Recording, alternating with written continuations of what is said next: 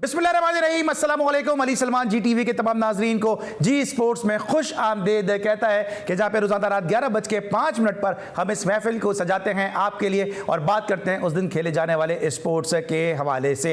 आज का शो हमारा स्पेशल शो है क्योंकि अब से चंद दिन कबल हमने मोहम्मद जाहिद को कि जब उनकी सालगिरह थी उस दिन उनको अपने शो में बजरिया वीडियो लिंक मदऊ किया था और आज हमने एक मरतबा फिर दावत दी है मोहम्मद जाहिद को अपने इस शो में और उनसे हम जानना चाहेंगे पाकिस्तान क्रिकेट के हालात के हवाले से, क्यों कर जो है वो पाकिस्तान क्रिकेट को छोड़ के गए, नेशनल हाई परफॉर्मेंस सेंटर में वो मौजूद थे, उसके बाद किस वजह से उनको यहां से छोड़कर जाना पड़ा। आज हमारे साथ मौजूद होंगे मोहम्मद जाहिद। जी जाहिद, अभी आपकी अपने परफॉर्मेंस दिखाई अपने तमाम नाजरीन को और लोग आज भी मोहम्मद जाहिद को याद करते हैं कि जो पाकिस्तान के पहले जो थे वो बॉलर बने कि जिन्होंने अपने डेब्यू पे 10 विकेटें हासिल की। थोड़ा सा बताइएगा जाहिद, आपको फास्ट बॉलिंग का शौक कैसे हुआ और इतनी जबरदस्त पेस आपने किस तरह से हासिल की?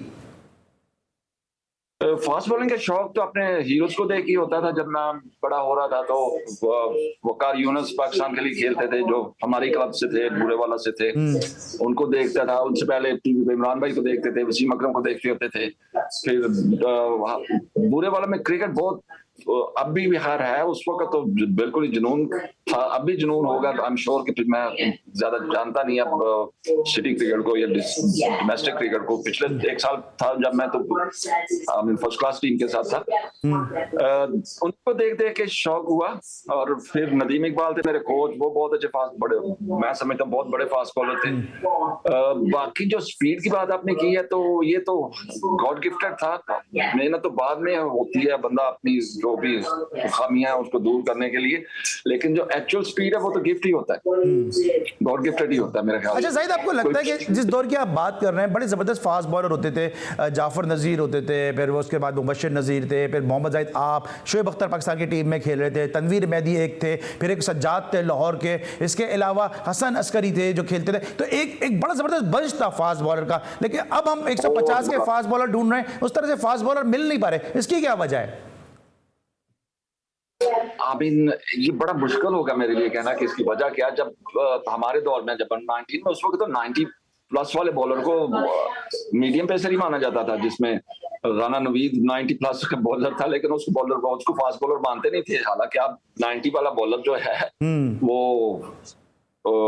बल्कि फास्ट बॉलर कहलाता, सुपर फास्ट बॉलर कहलाता, तेज स्पीड एक्नॉलेज की जाती, जिसकी 90 प्लस होगा उसको कहा जाता है ये फास्ट बॉलर है। मेरे दौर में तो मैं पता कितने नाम गिना सकता हूँ आपको, दर्जनों होंगे, तो सारे थे। शाहिद नजीर है, जाफर नजीर है, मुबशिर नजीर था, तनवीर मेहदी का नाम लिया आपने, मोहम्मद अकरम था, शोएब अख्तर था, और हर टीम के डोमेस्टिक की हर टीम के पास 3-3 4-4 फास्ट बॉलर थे जो 90 प्लस वाले थे। अब क्यों नहीं आ रहा? मेरा ख्याल है कि अब 100 चीजें मैं आपको कह सकता हूँ कि शायद उतनी बॉलिंग नहीं करते, क्योंकि बॉलिंग स्किल्स जो आनी होती है वो बॉलिंग से आनी होती है, बॉलिंग इंप्रूव बॉलिंग से होती है। अब जो क्रिकेट पे मेरे ख्याल बॉलिंग पे उतना टाइम नहीं देता जितना फिटनेस पे देते हैं। फिटनेस अपनी जगह है, बॉलिंग करने से भी फिटनेस आती है, लेकिन जब आप बॉलिंग नहीं करोगे, लंबी बॉलिंग नहीं करोगे तो बॉलिंग इंप्रूव नहीं होगी। आप मेरा ख्याल से उतनी बॉलिंग प्रैक्टिस नहीं करते जितनी उस दौर में की जाती थी। उस दौर में तो कॉन्सेप्ट ही कोई नहीं था, जिम शिम कुछ नहीं था, सारा दिन ग्राउंड में ही रहना था, सारा दिन बॉलिंग ही करनी होती थी। तो मेरा ख्याल से ये एक बड़ी वजह है कि इसकी एक वजह आप ये भी समझते हैं, आप क्वालिफाइड कोच हैं, यकीनन मुझसे बेहतर आप बताएंगे, इसकी वजह आप ये भी समझते हैं कि आजकल जो हमारे यहाँ जिम ट्रेनिंग का जो कॉन्सेप्ट आ गया, एक तो वो थोड़ा सा डैमेज कर रहा है कि लंबे स्पेल हमारे बॉलर्स नहीं करा पाते हैं, उससे स्पीड से नहीं करा पाते, और दूसरी चीज ये कि सबके जहन में लीग क्रिकेट है, 4 ओवर करने हैं, बस सारा जोर उसी में लगाना है। दो बहुत बड़े फैक्टर्स आपने बता दिए जो मेरे ख्याल से बुनियादी वजह है फास्ट बॉलर्स की, फास्ट बॉलर ना बनने में आजकल। एक तो जिम, देखिए जिम,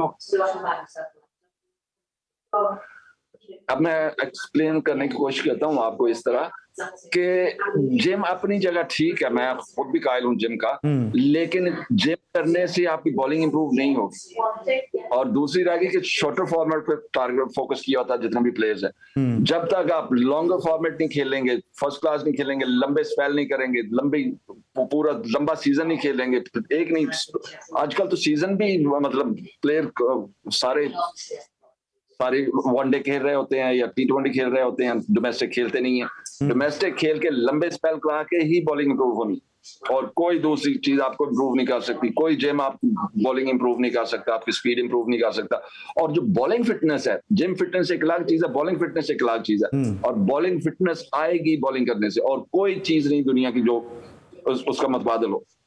ठीक है। अच्छा जाहिद, जो आपके पास जो नेचुरल एक एबिलिटी थी, जो आपका नेचुरल टैलेंट था, क्योंकि जब आप अंडर 19 खेले, मैं आपको जब से ही जानता हूं कि आपका बॉल जब पड़ने के बाद विकेट कीपर तक पहुंचता था, जब भी फ्लाई करता था, तो उस वक्त जो आपके अगेंस्ट जो बैट्समैन खेलते थे वो आपको जहाज के नाम से पुकारते थे, क्योंकि गेंद पड़ने के बाद आपका और ऊंचा जाता था, कीपर अपने सर के ऊपर उसको कलेक्ट करता था। तो ये कोई नेचुरल एबिलिटी थी आपकी, या इसकी आपने कोई इसकी ट्रेनिंग की थी? थोड़ा मैं आपको लेके जाऊं बैक, आप टाइम में अपने पिछले टाइम में याद करूं मैं इसको, तो हमारी रूटीन जो थी, जहाँ पे नेट लगता था मॉन्टगोमरी में, साहिवाल में, हम रोज 6 घंटे बॉलिंग करनी होती थी। रोज एवरी सिंगल डे 6 घंटे बॉलिंग करनी होती थी। और बॉलिंग कर करके वो स्किल आती है। जैसे मैंने कहा ना, मुझे पता तो नहीं था हम क्या कर रहे हैं, इतनी सेंस तो नहीं थी। हमने तो बस बॉल पकड़ी और करते रहना।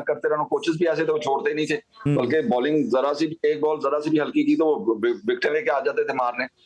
तो कहने का मतलब है कि वो नेचुरली जो भी होता गया वो मेरे फायदे में गिरती गई वो चीजें, सारा कुछ।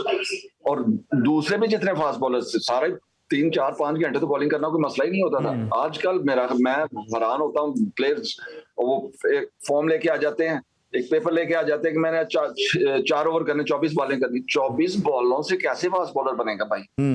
या 4 ओवर करके आप T20 खेल के आप कैसे बॉलर बनेंगे? कैसे आप पे? और जो आपने जो स्केल, वो सारी स्केल थी उसमें, और कोई नेचुरल नहीं था, वो सिर्फ मेहनत से आता था, वो सिर्फ बॉलिंग करने से आता था। और बॉलिंग आज भी कोई लड़का बॉलिंग करे इतनी तो मेरा ख्याल है बिल्कुल होगा, सब कुछ ही होगा। ठीक है। हम तो याद है, हम तो करते ही बॉलिंग थे और कुछ करते भी नहीं थे। सही। और आप जो कह रहे हैं ना कि जो हम 5-5, 6-6 घंटे बॉलिंग करते थे, तो जिस तरह आप बॉलिंग करते हुए अमूमन जो फास्ट बॉलर जो रिस्ट वॉच नहीं पहनते हैं, तो आप फिर रिस्ट वॉच क्यों पहनते थे जब आपको 5-5, 6-6 घंटे बॉलिंग करने का पता ही नहीं चलता था? मैं तो समझता आपको जेब में कैलेंडर रखना चाहिए था। वो मेरी वैसी हैबिट थी, घड़ी में होता है ना, मतलब मेरे शुरू से घड़ी रहती थी, और मुझे वो ना हो तो मुझे लगता था कुछ चीज मिसिंग है। सो घड़ी में ऐसी बात तो नहीं थी, वो वैसी एक बन जाती है। ठीक है। ऑलराइट, अब मुझे ब्रेक लेना है। ब्रेक के बाद जब वापस आएंगे तो मजीद बात करेंगे। मोहम्मद जाहिद आपसे हमारे साथ मौजूद रहिएगा। मिलते हैं एक छोटे से ब्रेक के बाद।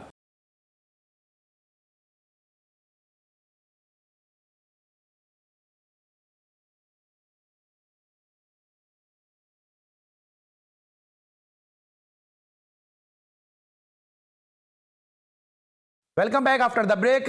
मोहम्मद जाहिद के साथ हमारी गुफ्तगू का सिलसिला जारी है। अच्छा जाहिद, सर आपके टेस्ट डेब्यू की बात करते हैं। बड़ा ड्रीम डेब्यू था आपका रावलपिंडी में, कि जहाँ पे जन नामसाइज हालात में वो टेस्ट मैच हुआ। उसकी मैं डिटेल में नहीं जाऊँगा कि जिस तरह से वो टेस्ट मैच हुआ, लेकिन उसके बावजूद जो आपने वहाँ पे जो बॉलिंग की है, न्यूजीलैंड को अपनी पेस से आपने हिरासा किया और 10 विकेटें आपने हासिल की हैं। ज़रा उस टेस्ट मैच की कुछ यादें शेयर करें ज़रा, कि आपका नाम आज भी रिकॉर्ड बुक की जीनत है इस हवाले से।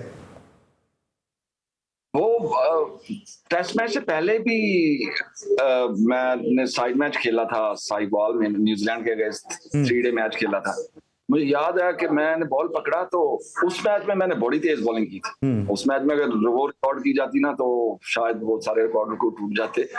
उस मैच में ये हुआ कि मैंने सुबह बॉल पकड़ी, उन दिनों में बड़ा फिट था, मतलब डोमेस्टिक पूरी सीजन खेला हुआ था, हर चीज फिट था, फिटनेस बहुत पीक पे थी। तो मैंने सुबह बॉल पकड़ा तो मेरे ख्याल से कोई 13-14 तो कैच छूटे गए होंगे स्लिपों से, कीपर स्लिप के ऊपर से। तो वो, और मैंने उनको बड़ी सारी बॉलें लगी भी थी साइड मैच में। तो जो न्यूजीलैंडर थे टेस्ट मैच से पहले ही अंडर प्रेशर आ चुके हुए थे, क्योंकि मैं मेरे ख्याल से 8 विकेट ली थी एक इनिंग्स में। उस मैच में को 13-14 कैच भी, एक बैट्समैन को 3-3, 4-4 दफा आउट करना पड़ रहा था, जैसे कैच छोड़ रहे थे स्लिप पे। तो वो साइकोलॉजिकली, हालांकि टेस्ट मैच में उतनी अच्छी बॉलिंग नहीं हुई जितनी अच्छी मैंने, मेरे जूते भी टूटे हुए थे, स्पाइक्स भी टूटे हुए थे जब टेस्ट मैच खेला। तो टेस्ट मैच खेलने से पहले जो मैंने स्पेल कर दिया था एक हफ्ता पहले, मेरा ख्याल से उसी का वो साइकोलॉजिकली उनको था कि बॉलें तो बॉल्स तो इतनी अच्छी नहीं थी, मैं समझता परफॉर्मेंस तो अल्लाह मियां की तरफ से है जितनी होनी होती है, लेकिन मैं समझता हूँ जो साइड मैच में मैंने बॉलिंग की थी, या उससे साइड मैच से एक हफ्ता पहले मैं असगर अली शाह पे नेशनल बैंक के अगेंस्ट भी मैंने काफी मेरा 13-14 आउट किए थे, वहां भी बड़ी उसकी प्रैक्टिस में मैं था, अगर आपको याद हो, जब पीआईए की टीम प्रैक्टिस कर रही थी, उसकी प्रैक्टिस में था, मैंने देखा था, मैं नाम नहीं लेना चाहूंगा कि पीआईए के कई बैट्समैन जो थे वो आपके सामने बैटिंग करने भी नहीं आ रहे थे, नहीं करने देते थे। कई ऐसे प्लेयर्स थे जो मुझे बॉलिंग कहते थे, मैं बैटिंग करने आऊंगा तो तुम्हें बॉलिंग नहीं करनी। फिर मोहम्मद होते थे हमारे शुएब भाई, तो वो मुझे जब उन्होंने बैटिंग करनी तो कि तू बॉल छोड़ दे, तूने वो बॉलिंग नहीं करनी। मैं गवाह हूं, इसका विटनेस हूं, मैं इसका विटनेस हूं जिस मैच की आप बात कर रहे हैं। आखिरी टाइम में ये नहीं कह रहा कि कोई अल्लाह माफ करे कोई, वो डर रहे थे, लेकिन वो होता है ना कि वो लग जाएगी बॉल, या उन दिनों उनका वैसे भी आखिरी टाइम चल रहा होता, तो वो स्पेशली आते थे, कह रहे तू बॉल छोड़ दे, तूने नहीं बॉल करनी। अच्छा सईद, ये बताएं कि जब आपने आउट किए हैं, थोड़ा सा एक जो है, मैं थोड़ा सा आपको एक बाउंसर टाइप का क्वेश्चन कर रहा हूं, जब आपने आउट किए, आप तक भी ये बातें पहुंची होंगी कि जो आपके क्रिटिक्स थे, जो आपके हेटर थे, जो शायद आपको पसंद नहीं करते थे, उन्होंने कहा यार पंपा बॉल से जाहिद ने आउट कर दिया, ये बातें आप तक पहुंची थी? बिल्कुल, पंपा जी बॉल, अब मैंने तो नहीं लगाया था वो बॉल, टेस्ट मैच शुरू हुआ, मेरा ख्याल वो भी टेस्ट क्रिकेट की हिस्ट्री का एक पहली दफा ही होगा क्रिकेट में, प्लेयर्स अंदर चले गए, अंपायर्स अंदर चले गए और बॉल नहीं है, और 15 मिनट 20 मिनट मैच लेट शुरू हुआ कि बॉल ही नहीं था। अब जो बॉल आया तो वो पाकिस्तानी बॉल था, पाकिस्तानी बॉल थे, हालांकि लग रहा था वो ड्यू का या कोकाबूरा का लग रहा था ये था, लेकिन बॉल नहीं था। वो सारी चीजें, जब चीजें आपकी फेवर में होनी होती हैं तो सारी चीजें अल्लाह की तरफ से ही ऐसा होता है, सिनारियो बनता है कि चीजें आपकी फेवर में गिरती जाती हैं। तो बॉल पंपा बना, वो सारी जिंदगी हमने उसी से प्रैक्टिस की हुई थी, हमें तो पता था वो कितना स्विंग होता है, इसको कैसे थोड़ा पुराना हुआ तो इसको कैसे उसको शाइन रखना है, कैसे दूसरी रफ साइड को छेड़ना नहीं है, लेकिन वो हमें पता होता था कि कितनी स्विंग होती है और किस तरह बॉल का बिहेवियर होता है, क्योंकि सारी जिंदगी उन्हीं बॉलों से तो नेट की है, सारी जिंदगी उन्हीं बॉलों से तो खेले थे। तो वो भी लक की बात थी, फेवर की बात थी, जो मेरे फेवर में चली गई उस दिन। और पाकिस्तान को एक बड़ा जबरदस्त फास्ट बॉलर मिला, और हमने देखा कि जिस तरह मोहम्मद जाहिद ने ब्रायन लारा को तंग किया अपनी पेस से, वो एक्सपीरियंस क्या रहा, वो मेमोरीज जरा शेयर करें, क्योंकि हमारी आज की नस्ल जानना चाहती है कि ब्रायन लारा, जिसको पूरी दुनिया का आइकॉनिक बैट्समैन समझती है, उसको हमारे मोहम्मद जाहिद ने काफी तंग किया, और फिर आखिर में आउट करने में भी कामयाब हो गए। फिर ऑस्ट्रेलिया में भी जाके आपने तंग किया और शाहिद नजीर उनकी विकेट हासिल करते रहे।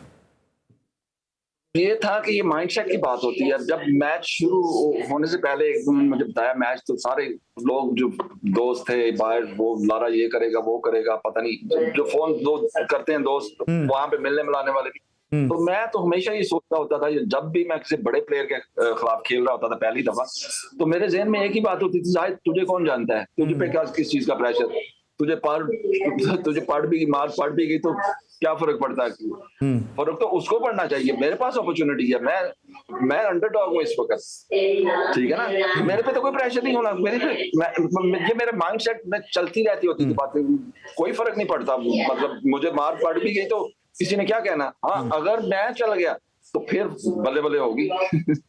तो ये माइंडसेट की बात, तो मैं हमेशा इस चीजों को। अच्छा ये बताएं फिर आपकी ब्रायन लारा से कोई बात हुई फिर, क्योंकि वेस्ट इंडीज की टीम उस जमाने में फास्ट बॉलर को बहुत अच्छा खेलती थी, कोई बात हुई आपकी उसके बाद, क्योंकि आप एक ऐसे एरा में खेलें कि जब वसीम, वकार, आकिब जावेद, अताउर रहमान, शाहिद नजीर, एक से बढ़कर एक फास्ट बॉलर पाकिस्तान की जो था वो लाइमलाइट में मौजूद था।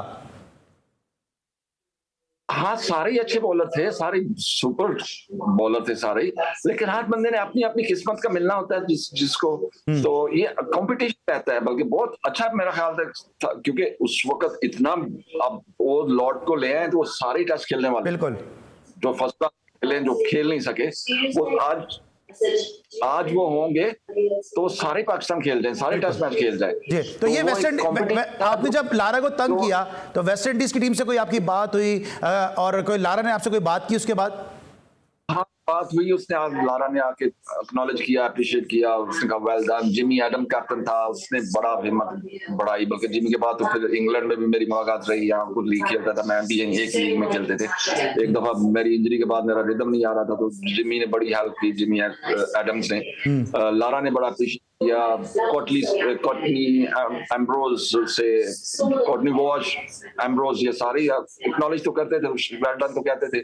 और बताते भी थे कि अपनी फिटनेस पे देखो, अपनी फिटनेस और बेहतर करो, या फिटनेस स्ट्रेंथ अपनी और बढ़ाओ, खाली अपनी खुराक बेहतर करो। तो बहुत सारी एडवाइस दी सारे प्लेयर्स ठीक ने, है। और सबका मैं शुक्रिया अदा करूंगा। ठीक है। शायद उन तक तो ना बात पहुंचे, लेकिन जिन जिन्होंने थ्रू आउट द करियर मेरा साथ दिया, बड़े सारे लोग दुआ करने वाले। अरे आपकी बड़े बात सारे पहुंचेगी, ये जो सोशल मीडिया ना, ये बड़ा जालिम है। आपका यही क्लिप जो है ना, वो उन तक जरूर पहुंच जाएगा, जो आप कह रहे हैं वो जरूर आपकी जो अप्रिसिएशन है वो उन तक पहुंचेगी। जब शोएब अख्तर ने ये कहा कि एक जमाने में जाहिद मुझसे भी तेज था, ये वर्ड्स आपके लिए कितने मोटिवेशनल रहे और कितना आपको इसको सुन के अच्छा लगा, क्योंकि शोएब अख्तर जैसा स्पीडी फास्ट बॉलर आपके लिए बात कर रहा है।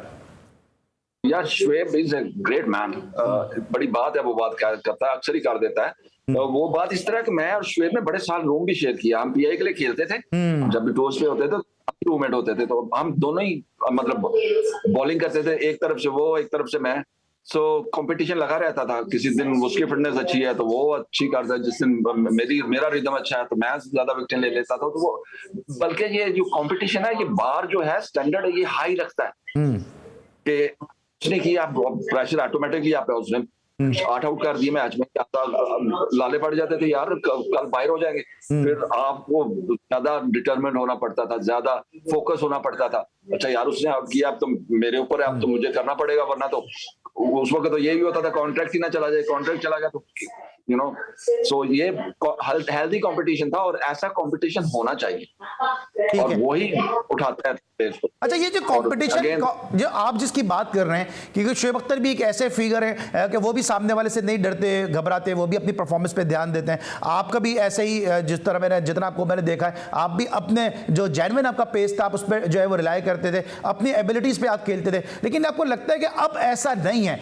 अब हम बहुत ज्यादा बात करते हैं कि जी शाहीन शाह आफरीदी, उनके ऊपर बहुत ज्यादा वर्कलोड डाला जा रहा है, उनकी वर्कलोड मैनेजमेंट सही नहीं है। आप भी श्रीलंका में जाके अनफिट हुए, शाहीन शाह आफरीदी भी श्रीलंका में जाके अनफिट हुए। तो आपको लगता है कि इस तरह जो श्रीलंका का जो मौसम है उसको देखते हुए हमें रेस्ट देना चाहिए था शाहीन शाह आफरीदी को? और खुद आपके साथ क्या हुआ था?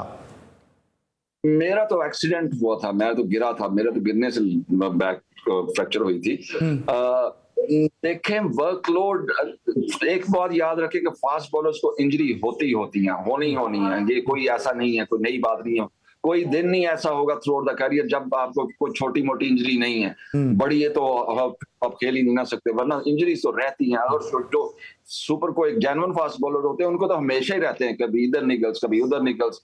तो ये तो आनी है फास्ट बॉलर्स को इंजरीज। तो इसके लिए आप सबको प्रिपेयर भी रहना चाहिए, और बल्कि थोड़ा एक्स्ट्रा उसको मैनेज करना चाहिए मैनेजमेंट को, कि यार श्रीलंका का क्लाइमेट थोड़ा ऐसा है, उसको रेस्ट देता। ये मैनेजमेंट जिसको कहते हैं वर्कलोड मैनेजमेंट, इसको इस पे मेरे ख्याल से बहुत जरूरी है। क्योंकि जो आपके की स्ट्राइक फास्ट बॉलर्स होते हैं, आपने उनको बचाना कैसे, यही सारी ट्रिक है, यही सब कुछ है। तो मेरा ख्याल है कि जो टीम मैनेजमेंट है उनको देखना चाहिए कि यार क्लाइमेट सख्त है। जैसे श्रीलंका में क्लाइमेट बड़ा हार्श होता है, बड़ी गर्मी होती है, तो उसको अगर रेस्ट देंगे तो एक मैच नहीं भी किया, एक टूर नहीं भी कराएंगे, क्योंकि आपने अगर तो चाहते हैं आप उसको लंबा लेके जाना है और उसको लंबी क्रिकेट खिलानी है, तो फिर ये चीजें आपको एक्नॉलेज करनी पड़ेंगी। तो यही वजह तो नहीं है, यही वजह तो नहीं है अब जब ऐसी बातें करते हैं और ऐसी आपकी सोच है, जब आप पाकिस्तान की टीम में यहाँ पे हाई परफॉर्मेंस सेंटर से के साथ आप जब मुंसलिक थे, तो यही जब आप बातें करते होंगे शायद लोगों को पसंद नहीं आती होंगी, या आपको आपका यहाँ पे एक्सपीरियंस कैसा रहा? एक्सपीरियंस अच्छा रहा, काफी सारा वरी भी था, काफी सारी चीजें बदलने वाली थी, बदलनी चाहिए मेरा ख्याल से। और स्पेशली आप एक फास्ट बॉलर का वर्कलोड कौन डिजाइन करता है? एक फिजियो तो नहीं कर सकता।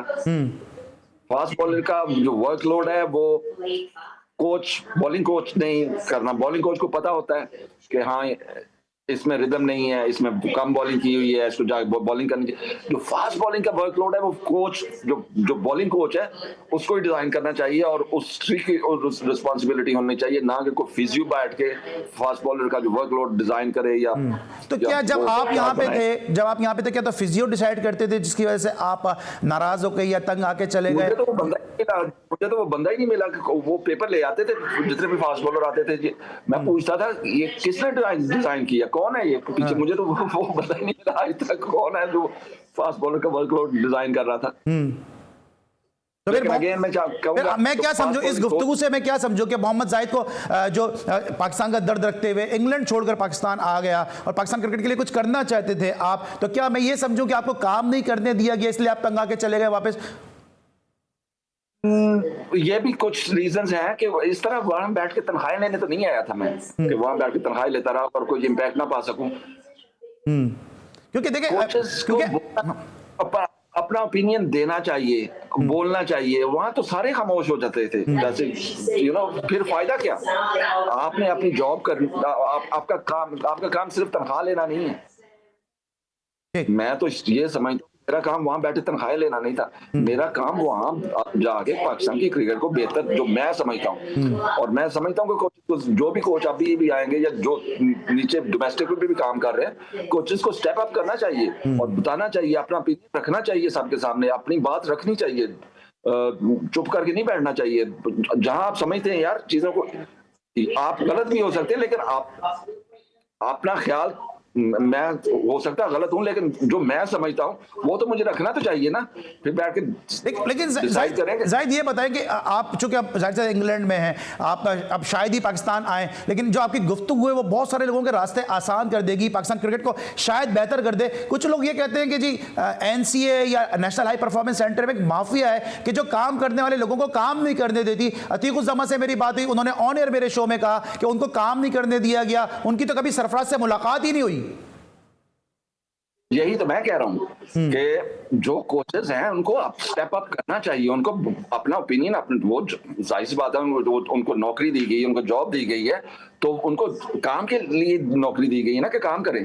जब आप देख रहे हैं ये काम ऐसे ठीक नहीं है, मैं समझता हूँ ऐसे, जब मैं समझता हूँ कि ये काम ऐसे, मैं कोच हूँ, मैं समझता हूँ ये ठीक नहीं जो हो रहा है, या ये मिसाल देता हूँ एक बॉलर आता है, वो कहता है मैंने 4 ओवर करने हैं, 4 ओवर करने, अब आगे सीरीज आ रही है, 4 ओवर से तो बच्चा बात नहीं बननी, ये तो तुझे 18-20 ओवर दिन में करने चाहिए और स्पेल में करने चाहिए, 8 ओवर का स्पेल, फिर स्पेल और ब्रेक में जैसे 10 मैच सिनेरियो होता है, आपको उस पैटर्न पे तैयार होना। इस तरह 24 बॉलिंग करके तो आप किस तरह जाकर टेस्ट मैच खेलोगे?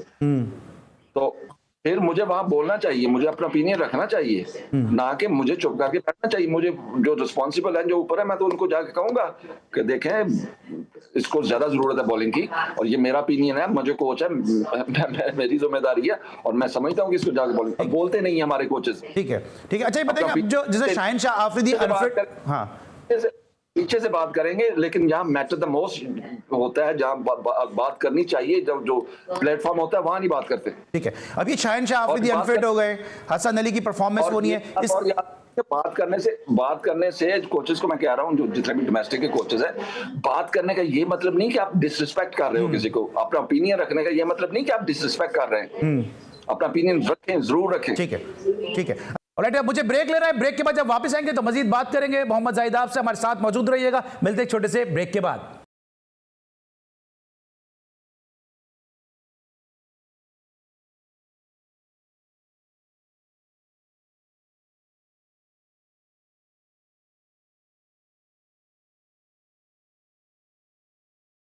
Welcome back after the break. Mohammad Zahid के साथ हमारी गुफ्तगू का सिलसिला जारी है। ये बताइएगा कि अब शाहिन शाह आफरीदी तो अनफिट हो गए हैं, इसके अलावा हसन अली की बॉलिंग में आपको क्या कमी नजर आ रही है? वो हसन अली जो इससे पहले बहुत जबरदस्त परफॉर्म कर रहे थे टेस्ट मैच में, अब हमें उस अंदाज के बॉलर नजर नहीं आ रहे हैं, तो as a qualified coach Mohammad Zahid किस तरह देखते हैं? सबसे बेहतरीन मिसाल अगर है ना इस वक्त, तो वो हसन अली की, जब मैं पाकिस्तान में था, वो इंजरी से बाहर हो गया था, रिकवर होके आया इंजरी से, उसने क्या किया, वो सीधा गया डोमेस्टिक में, उसने पूरा सीजन लंबी बॉलिंग की। मैं पूरा सीजन देखा, आप वो पिछला 1-1.5 साल पहले उसने जाके लंबी बॉलिंग की, पूरा सीजन खेला, और फिर देखे कितनी उसकी बॉलिंग में कितनी इंप्रूव हुई, और उसने आगे कैसा परफॉर्म किया। तो वो सारे बॉलर्स के लिए मिसाल है, उसको जरा उसका वो सीजन एनालाइज करें, सारे बॉलर्स को कहता हूँ कि उसने उस सीजन में कितने ओवर कराए, अब सबको पता चल जाएगा डिफरेंस क्या है। ठीक है, अच्छा ये तो आपने हसन अली की बात की। अब चूंकि आप कोच हैं, मैं चाहूं ज्यादा से ज्यादा आपकी गुफ्तगू से फायदा उठा सके।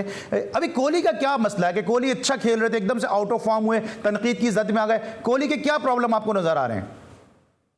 प्रेशर मैं समझता हूँ प्रेशर।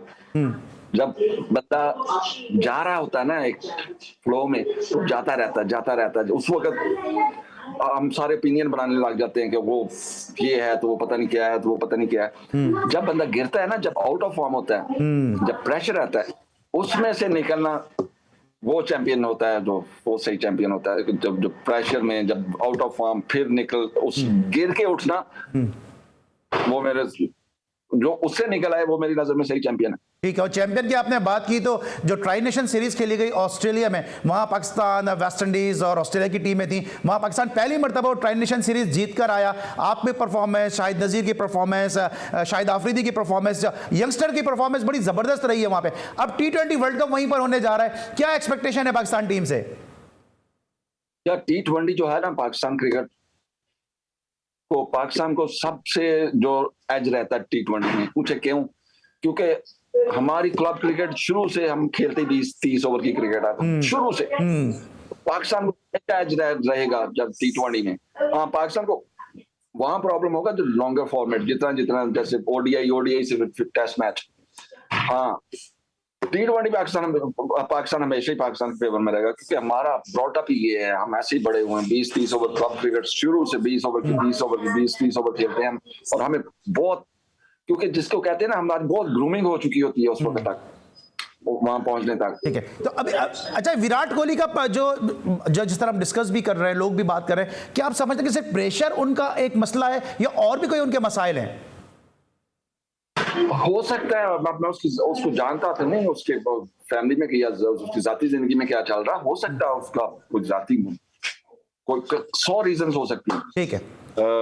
तो उसके ग्राउंड में इफेक्ट करता है, हो सकता है फैमिली का भी मसला हो, कुछ साइकोलॉजिकल। अच्छा, आपने रीजन जायद वक्त मेरे पास कम है, जल्दी मैं आपसे क्वेश्चन करूंगा। ये रीजन की आपने बात की है, जिस तरह इंडिया की टीम विराट कोहली पे डिपेंड करती है। रिकी पॉन्टिंग ने कहा कि बाबर आजम का परफॉर्म करना बड़ा जरूरी है। पहले तो मैं ये जानना चाहूंगा कि मोहम्मद जाहिद की दानिश में, मोहम्मद जाहिद की जो ईगल आई है उसमें, क्या बाबर आजम T20 के प्लेयर हैं? क्या ऑस्ट्रेलियन कंडीशन में बाबर आजम उनकी पिचेस को देखते हुए इस फॉर्मेट को सूट करते हैं? क्योंकि पॉन्टिंग का कहना यह है कि अगर बाबर आजम परफॉर्म करेंगे तो टीम पाकिस्तान जीतेगी।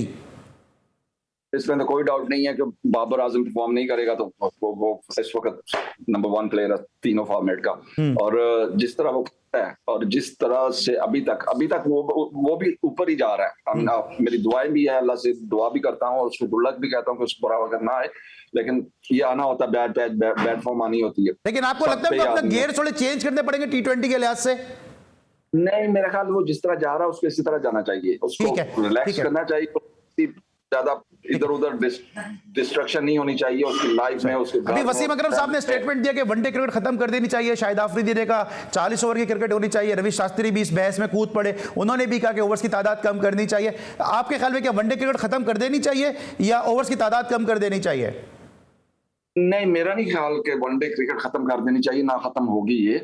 देखें, ये छोटे मोटे जो लॉज है ना, ये बदलते रहते हैं। जब पहले वनडे क्रिकेट होती थी तो वो 60 ओवर की होती थी, 60 से करके उन्होंने 50 कर दी।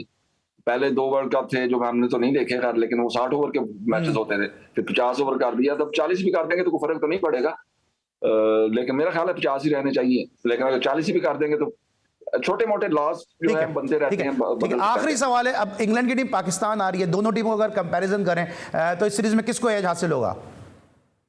एज हासिल होगा, ठीक है। पाकिस्तानी कंडीशंस में पाकिस्तान को एज होगा। इंग्लैंड कंडीशंस में, इंग्लैंड में खेलने से इंग्लैंड को एज रहता है, क्योंकि यहाँ पर का क्लाइमेट, यहाँ की पिचेस, ये लोग बहुत अच्छा खेलते हैं सीम को, हमारी, और हम जो है स्पिनर्स को बहुत अच्छा खेलते हैं। और दूसरी बात है, हमारे फास्ट बॉलर्स हैं, वो क्लाइमेट जो टफ होगा, थोड़ी गर्मी होगी, बॉल रफ होगी, बड़ी जल्दी रफ होती है, तो हमारी जो स्किल है रिवर्स की वो हमने। अच्छा जाहिद, ये बताएं, अब आखिरी सवाल मैं आपसे कर चुका था, लेकिन इतनी मजेदार गुफ्तगू हो रही है कि दिल चाह रहा आप बोलते रहे और मैं सुनता रहूं। अभी रमीज राजा साहब आए हैं, अगर ये इनका टेन्योर बड़ा होता है या और कोई चेयरमैन पीसीबी आता है, मोहम्मद जाहिद को दोबारा ऑफर करते हैं, तो क्या मोहम्मद जाहिद आएंगे या जो ये माफिया है यहाँ पे जो काम नहीं करने देती उससे मायूस हो गए? नहीं, मायूस नहीं हुआ। देखिए, लाजमी नहीं है कि आपके पास कोई ओहदा ही हो तो आप क्रिकेट में। बिल्कुल आऊंगा पाकिस्तान की क्रिकेट में, तो लाजमी नहीं कि मेरे पास पीसीबी की जॉब हो तो मैं फिर ही क्रिकेट को सर्व कर सकता हूँ। जो क्रिकेटर होता है वो क्रिकेटर होता है, उसको क्रिकेट से कंसर्न होता है, उसको क्रिकेट से गर्ज होती है, उसको कोई मैं जो मेरा जाति का, मुझे कोई फर्क नहीं पड़ता कि मेरे पास कोई ओहदा हो तो मैं क्रिकेट की बेहतरी के लिए का मैं गाँव जाऊंगा, मैं गाँव में बच्चों को तैयार करूंगा। ठीक है, thank you so much. Mohammad Zahid हमारे साथ मौजूद थे और आज हमने बहुत सारी बातें की मोहम्मद जाहिद से और इनगिनत अनकही कहानियां उनसे हमने जानने की कोशिश की, क्योंकि इससे पहले कभी भी इस मौजू पे मोहम्मद जाहिद ने लग कुशाई नहीं की थी कि किन हालात की वजह से, अपनों की साजिशों की वजह से या गैरों की रंजिशों की वजह से उनको नेशनल हाई परफॉर्मेंस सेंटर छोड़ के जाना पड़ा। आज तफसील के साथ हमने बात की पाकिस्तान के स्पीड स्टार मोहम्मद जाहिद से। हमें उम्मीद है कि हमारी कोशिश और काविश आपको पसंद आई होगी, लेकिन जैसा कि आपके इल्म में है कि GTV मीडिया पार्टनर है ओवरसीज वॉरियर्स का, तो इस हवाले से हम आपको गाए बगाए अपडेट भी देते रहेंगे, क्योंकि वॉरियर्स आर द विनर। मिलते हैं अगले शो में अली सलमान को पूरी प्रोडक्शन टीम के साथ। इजाजत दीजिए, अपना बहुत ख्याल रखिए, अल्लाह हाफिज।